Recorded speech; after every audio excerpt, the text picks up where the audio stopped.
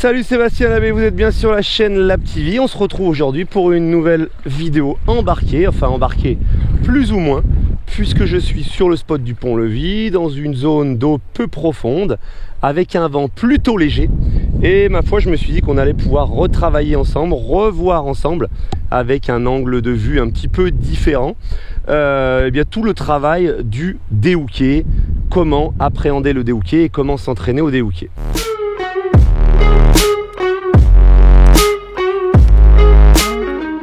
Donc vous le voyez tout autour de moi, là je fais un petit tour d'horizon, je me suis placé dans l'eau, je ne reste pas sur la plage pour me mettre en sécurité. Certains m'ont posé la question en commentaire l'autre jour, mais pourquoi absolument être dans l'eau? Quel est l'intérêt? Eh bien tout simplement, un kite en déhooké qu'on a du mal à contrôler, où on peut avoir un peu de pression, un peu la frousse, eh bien on peut faire des erreurs, et s'il y a des gens autour de soi, déjà on peut faire tomber le kite sur des gens, et même à 7, 10, 12 nœuds, donc dans du vent léger, un kite qui tombe de 25 mètres de haut, quand il fait 12 mètres carrés, et quand il tombe sur la nuque de quelqu'un, ça peut faire très mal. Sans parler de l'erreur de barre, le kite qui part en kite loop, et même dans 10-12 nœuds, il a vite fait de tracter. Et sur la plage, on n'est jamais à l'abri d'un tesson de verre, de coquillages coupants, d'un rocher, etc.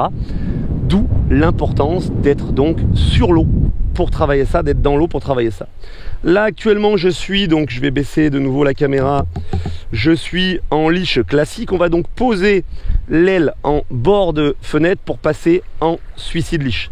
Donc là j'amène mon aile bord de fenêtre, je viens lâcher ma barre et ça va me permettre de faire ma manip pour passer en suicide leash. Donc pour passer en suicide leash, je largue ici, je détache mon leash et je viens passer donc le grand anneau. Donc là c'est fonction des marques, hein. Il y a différents types d'anneaux, mais en gros c'est à peu près toujours le même système. Je rehook et je viens donc reconnecter mon leash au petit anneau ici. Me voilà donc à partir de maintenant en suicide leash. Je repasse donc sur quelque chose d'intermédiaire comme ça. Et donc le premier exercice, je vous l'ai montré dans la vidéo l'autre jour, mais là je vais vous montrer plus de variantes. Le premier exercice, donc déjà j'enlève mon petit tchouch et je viens placer donc mon aile ici au-dessus de moi. Je vais venir garder, donc mon aile est à droite, je suis pilotage main gauche. Je vais prendre un peu plus de trim pour tuer la puissance du kite. Voilà, là j'ai quelque chose, voilà, vous voyez, je suis dans le premier tiers en termes de point de confort, en termes de sweet spot, donc je suis bien. Et je vais venir donc, bon là il y a le vent qui se relève un petit peu, je vais venir avec la main droite déhooker et je vais maintenir mon kite comme ça. Tout se passe dans mon bras droit pour ce qui est de la puissance du kite, et ne me reste qu'à gérer le pilotage dans la main gauche. Ça vous permet de démarrer tranquillement le déhooké, et ça va vous permettre d'appréhender les accidents de décollage, et en particulier aussi, pas forcément les accidents de décollage, mais je veux dire voilà, le kite qui se déhooke de manière involontaire. Ça va vous permettre de réagir de manière beaucoup plus sereine la prochaine fois que ça vous arrive, et ça va vous permettre aussi de comprendre pourquoi je vous dis de vous hooker au dernier moment au décollage. Parce que là, si par exemple je considère que je suis en train de décoller, je suis en sécurité, j'ai mes lignes qui sont déconnectées, je peux monter en douceur mon kite, et maintenant que je sais que je suis en sécurité, rehooker. D'accord? Donc ça c'est le premier exercice. Ma main droite ou ma main gauche, fonction du côté où je le fais, qui vient déhooker, qui gère la puissance. Toute la puissance est dans le bras droit, le reste on pilote. Donc vous voyez que c'est vraiment tranquille, je me fais pas peur. Je ramène avec la force du bras. Maintenant l'exercice suivant, ça va être de faire la même chose. On va déhooker à deux mains et on se servira de notre bras droit pour aller chercher la barre, le chicken loop, et ramener. Donc là, petit mouvement sec pour déhooker à deux mains. Donc là j'ai beaucoup plus de pression.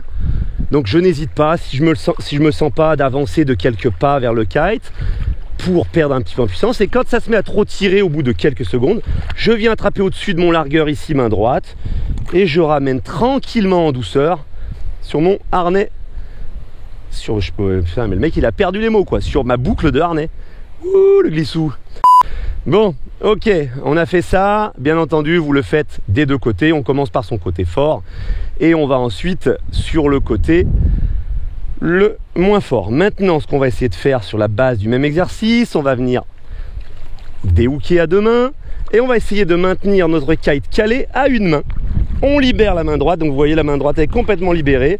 J'avance de quelques pas et quand ça tire un peu trop fort, je viens récupérer main droite et je ramène au harnais. Voilà, ça fait déjà 2-3 exercices qui m'ont vraiment permis d'appréhender la chose. Et donc maintenant, je vais aller chercher un tout petit peu plus d'eau puisque je vais passer sur quelque chose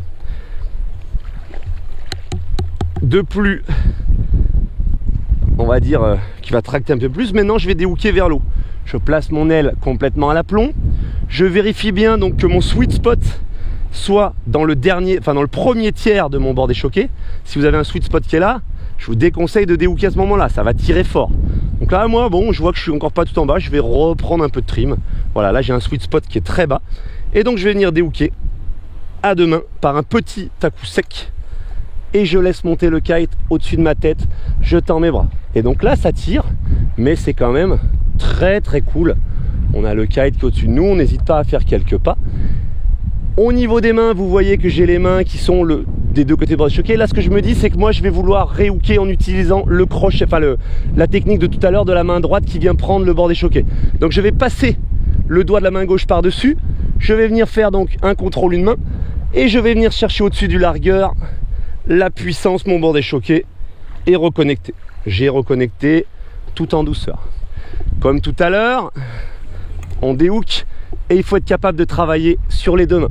Donc je vais venir sur ma main droite, je maintiens mon kite dans les airs, main droite, je viens chercher là, je ramène et je peux reprendre mon pilotage à deux mains. Ce qui peut être pas mal maintenant, alors j'en profite, je vois que les autres commencent à se remettre à l'eau, ça va bientôt pouvoir renaviguer. Donc là moi je suis en 12 mètres dans une, entre 10 et 15 nœuds de vent un petit peu irrégulier. On va donc maintenant essayer, donc là pour ça c'est important de ne pas placer votre leash de sécurité à l'arrière de votre harnais parce qu'il sera dur à attraper, ça sera déséquilibrant. Moi il est placé complètement juste sur ma main droite. Je suis gaucher mais je suis plus à l'aise avec la main droite, il est placé sur ma main forte. Et je vais donc pouvoir, si j'ai besoin de le saisir, l'attraper ici. Là, on va faire confiance à son leash, on va se faire confiance. On va venir déhooker. Et on va lâcher son aile au zénith pour qu'elle se retrouve au bout du leash. Vous allez voir, en suicide leash, hop, mon kite se retrouve toujours en tension. Et donc, pour le ramener vers moi, je tire sur mon leash, je reprends le contrôle de ma barre. Donc là, vous voyez, là, avec ce qu'on vient de faire, que le suicide leash, eh bien, ça a un net avantage pour le déhooker, mais que par contre, une aile, même larguée, même lâchée, reste en puissance. Donc c'est génial pour travailler le déhooker, mais par contre, il faut s'être préparé en termes de sécurité, il faut avoir anticipé, il faut avoir un peu de place autour de soi. Donc là, on se refait cet exercice dans du vent un petit peu plus fort. Donc ça va permettre justement, on va voir qu'il faut ajuster. Donc là, on voit que mon sweet spot, il est beaucoup plus haut. J'ai des rafales beaucoup plus importantes. Donc je vais reprendre. Ok, sweet spot tout en bas dans le premier tiers. Je peux déhooker malgré le fait que le vent soit monté. Donc ça tire quand même un peu plus fort. Et encore une fois, je vais lâcher. J'ai fait une erreur, j'ai raté mon tricks. Je lâche. Et je me retrouve sur le leash, suicide leash connecté ici, voilà, et j'ai l'aile qui est là. Je ramène, je reprends possession d'abord de mon kite par le bord déchoqué, et ensuite on se retrouve finalement, vous voyez l'exercice initial à quoi il servait, on se retrouve dans la même position que l'exercice initial. On attrape d'abord le bord déchoqué pour gérer la puissance avec la main droite, puis le pilotage avec la main gauche. Voilà les glissous, c'est la fin de cette vidéo qui était encore un petit rappel sur le déhooker parce que vraiment j'ai envie que tous vous appreniez à déhooker, vous mettiez à déhooker. Comme je le disais l'autre jour, pas forcément pour que vous deveniez un kéké des plages, pas forcément pour que vous envoyiez du lourd à tout va, mais pour que vous vous sentiez à l'aise, en particulier au décollage, et que vous acceptiez tous de décoller tel que je le préconise. Donc je referai la vidéo, elle sort début de semaine prochaine, elle sort lundi, je referai la vidéo de quand se trimer au décollage. Et vous verrez que si vous êtes familiarisé avec le déhooker, vous accepterez beaucoup plus de vous hooker au dernier moment pour le décollage. Vous sécuriserez donc votre décollage, vous sécuriserez donc votre spot et tout le monde sera plus en sécurité. Vous le savez, les glissous, c'est un mot d'ordre chez moi. La sécurité, on est là pour s'amuser, on est là pour se faire plaisir.